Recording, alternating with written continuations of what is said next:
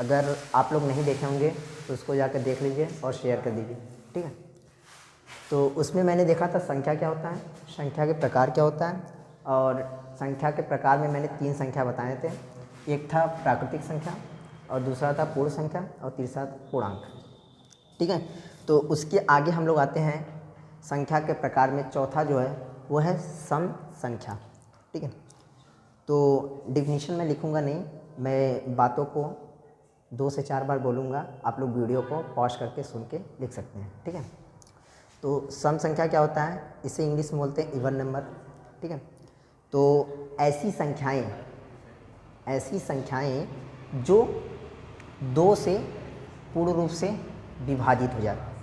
पूर्ण रूप से विभाजित का मतलब कि जो वैल्यू आना चाहिए पॉइंट में नहीं आना चाहिए, ठीक है। ऐसी संख्याएं जो 2 से पूर्ण रूप से विभाजित हो जाए सम संख्या कहलाती हैं। फॉर एग्जांपल के लिए हम देख सकते हैं, एग्जाम्पल के लिए मैं फर्स्ट एग्जाम्पल के लिए मैं देख सकता हूँ। एग्जाम्पल जैसे है 16, 160, 180 एटसेट्रा, बहुत सारे एग्जाम्पल हैं। तो डिफिनीशन में एक बार और बोल दे रहा हूँ, ऐसी संख्याएं जो 2 से पूर्ण रूप से विभाजित हो जाए सम संख्या कहलाती है, ठीक है। फॉर एग्जांपल के लिए मैंने 3 एग्जांपल दिया है, एग्जांपल बहुत सारे हैं। अगर आप लोग को मालूम होगा तो आप लोग कमेंट में बता दीजिएगा कि ये भी संख्याएं सम होती हैं, ठीक है। तो एक डिफिनीशन और है हमारे हिसाब से, एक डिफिनीशन और भी हो सकता है। तो डिफिनीशन क्या हो सकता है, थोड़ा ध्यान से सुनिएगा। तो डिफिनीशन आपका हो सकता है कि वे सभी संख्याएं जिनके इकाई के स्थान पर 0, 2, 4, 6, 8, मतलब वे सभी संख्याएं जिनकी इकाई के स्थान पर 0, 2, 4, 6, 8 इनमें से कोई एक संख्या हो तो वो भी सम संख्या कहलाती है। मतलब कहने का सेंस यह है कि ऐसी संख्याएं जिनके इकाई के स्थान पर या तो 0 हो, या तो 2 हो, या तो 4 हो, या तो 6 हो, या तो 8 हो। फॉर एग्जांपल के लिए मैंने जैसे यहाँ पे 16 लिखा है, यहाँ पर देखिए इकाई के स्थान पे 6 है ना, तो ये भी सम संख्या है। 180 लिखा है, देखिए इकाई के स्थान पे 0 है ना, ये भी सम संख्या। तो आई होप आप लोग को सम संख्या क्लियर हो गया होगा। तो एक बार और बता दे रहे हैं सम संख्या। फर्स्ट डिफिनीशन, ऐसी संख्याएं जो 2 से पूर्ण रूप से विभाजित हो जाएं सम संख्या कहलाती है। फॉर एग्जांपल के लिए मैंने बताया था, और एक और डिफिनीशन मैंने बताया था कि ऐसी संख्याएं जिनके इकाई के स्थान पर 0 हो, 2 हो, 4 हो, 6 हो, या तो 8 हो, इन 5 अंकों में से कोई भी एक अंक होगा तो वो सम संख्या कहलाएगा, ठीक है। तो सम संख्या आपको क्लियर हो गया। अब आगे बढ़ते हैं विषम संख्या। सम संख्या क्लियर हो गया, अब आगे बढ़ते हैं विषम संख्या, ठीक है। इसका एग्जाम्पल मैंने दिया है, एग्जाम्पल जैसे 8, 10, बहुत सारी एटसेट्रा, ठीक है, इसका एग्जाम्पल। अब आते हैं विषम संख्या क्या होती है। तो विषम संख्या आप कह सकते हैं कि ऐसी संख्याएं जो 2 से पूर्ण रूप से विभाजित ना हो, ऐसी संख्याएं जो 2 से पूर्ण रूप से विभाजित ना हो, अर्थात आप ये भी जान सकते हैं कि ऐसी संख्याएं जिनका शेषफल केवल 1 हो, ऐसी संख्याएं जिसका शेषफल केवल 1 हो, मतलब सॉरी, ऐसी संख्याएं जो 2 से पूर्ण रूप से विभाजित ना हो उनका शेषफल हमेशा 1 होगा, ठीक है। जैसे फॉर एग्जांपल के लिए मैं बता रहा हूँ, एग्जांपल आपका हो सकता है जैसे 21 को आप 2 से डिवाइड करेंगे तो आपका शेषफल जो आएगा, जब डिवाइड करेंगे तो शेषफल आपका आएगा 1। तो मैंने क्या बताया, ऐसी संख्याएं जो 2 से पूर्ण रूप से विभाजित ना हो विषम संख्या कहलाती है, अर्थात 2 से भाग देने पर शेषफल हमेशा 1 आएगा, ठीक है। तो फॉर एग्जांपल के लिए बहुत सारी संख्याएं जैसे 21 है, 41 है, 43 है, 49 है, एटसेट्रा, बहुत सारी हैं, ठीक है। आप लोग को पता होगा विषम संख्या के बारे में, तो आप लोग उसके एग्जाम्पल को कमेंट में बताइएगा, ठीक है। तो एक डिफिनीशन और हो सकता है, डिफिनीशन क्या होगा कि ऐसी संख्याएं जिनके इकाई के स्थान पर या तो 1 हो, या तो 3 हो, या तो 5 हो, या तो 7 हो, या तो 9 हो। अगर ऐसी संख्याएं जिनके इकाई के स्थान पर या तो 1 हो, या तो 3 हो, या तो 5 हो, या तो 7 हो, या तो 9 हो, वो कौन सी संख्याएं कहलाती हैं? विषम संख्या कहलाती है। फॉर एग्जांपल के लिए जैसे मैं ले सकता हूँ 73 ले सकता हूँ। देखिए इसकी इकाई के स्थान पर 3 है ना। जैसे 87 ले सकता हूँ, तो इसकी इकाई के स्थान पर देखिए 7 है ना। जैसे 99 लिख सकता हूँ, इसकी इकाई के स्थान पर 9 है ना। ये सब कौन सी संख्या हैं? विषम संख्याएँ।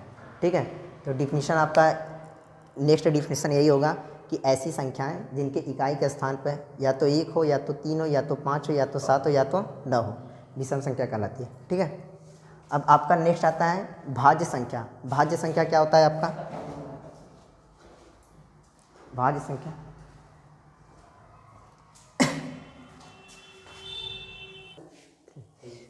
चलिए नेक्स्ट है आपका भाज्य संख्या। भाज्य संख्या क्या होता है कि ऐसी संख्याएं जो एक से तथा स्वयं से और उसके अतिरिक्त किसी और संख्या से विभाजित होती है, मतलब पूर्ण रूप से कटती है, तो भाज्य संख्या कहलाती है। मैंने क्या बताया? ऐसी संख्याएं जो एक से, स्वयं से और उसके अतिरिक्त किसी और संख्या से पूर्ण रूप से विभाजित होती है, तो भाज्य संख्या कहलाती है। फॉर एग्जाम्पल के लिए जैसे मैं ले सकता हूँ 8। 8 तो मैंने बताया 1 से विभाजित होगा और 8 से भी विभाजित होगा, और इसके अतिरिक्त बताइए किससे पूर्ण रूप से विभाजित होगा? एक तो 2 से होगा और एक तो 4 से होगा। ठीक है, तो मैंने डिफिनीशन यही बताया, ऐसी संख्याएं जो 1 से, स्वयं से तथा इसके अतिरिक्त, 1 से, स्वयं से तथा इसके अतिरिक्त और संख्याओं से विभाजित होती है, क्या कहलाता है? भाज्य संख्या कहलाता है। आई होप आप लोग को डिफिनीशन समझ में आ गया होगा। या इसका और एक डिफिनीशन हो सकता है, वो डिफिनीशन क्या हो सकता है? ऐसी संख्याएं जिनका गुणनखंड 2 से अधिक हो। ऐसी संख्याएं जिनका गुणनखंड यानी फैक्टराइजेशन 2 से अधिक हो। जैसे मैंने संख्या यही 8 लिया है, 8 का आप फैक्टर करेंगे तो 2 4, 2 दूनी 4। 8 का जब फैक्टर किए तो आपका आया 2 मल्टीप्लिकेशन 2 मल्टीप्लिकेशन 2 मल्टीप्लिकेशन 1। देखिए 2 से अधिक आया ना, 1 2 3 4, 4 है ना, यानी 2 से अधिक आया, ये क्या हो गया आपका? भाज्य संख्या। ऐसी संख्याएं जिनका गुणनखंड 2 से अधिक हो, वो क्या कहलाता है? भाज्य संख्या कहलाता है। ठीक है, अब आते हैं आपका नेक्स्ट अभाज्य संख्या। अभाज्य संख्या क्या है? ऐसी संख्याएं जो केवल एक और स्वयं से कटे, मतलब ऐसी संख्याएं जो केवल एक और स्वयं से कटे, इसके अतिरिक्त किसी और संख्या से ना विभाजित हो, वो क्या कहलाता है? अभाज्य संख्या कहलाता है। फॉर एग्जाम्पल के लिए, अभाज्य के लिए मैं एग्जाम्पल ले सकता हूँ। जैसे मैंने 17 लिया, 17 बताइए किससे किससे कटता है? 17 एक तो आपका 1 से कटेगा और एक स्वयं 17 से कटेगा। तो मैंने डिफिनीशन क्या बताया? ऐसी संख्याएं जो 1 से और स्वयं से विभाजित हो, वो कौन सी संख्याएं कहलाती है? अभाज्य संख्या कहलाती है। और इसका नेक्स्ट डिफिनीशन और एक देख सकते हैं कि ऐसी संख्याएं जिनका फैक्टराइजेशन यानी गुणनखंड केवल 2 हो, केवल 2 हो। जैसे 17 है, इसका फैक्टर करेंगे आपका आएगा, एक तो 17 एकम 17, यानी इसका फैक्टर आया 17 बराबर 17 गुणे 1।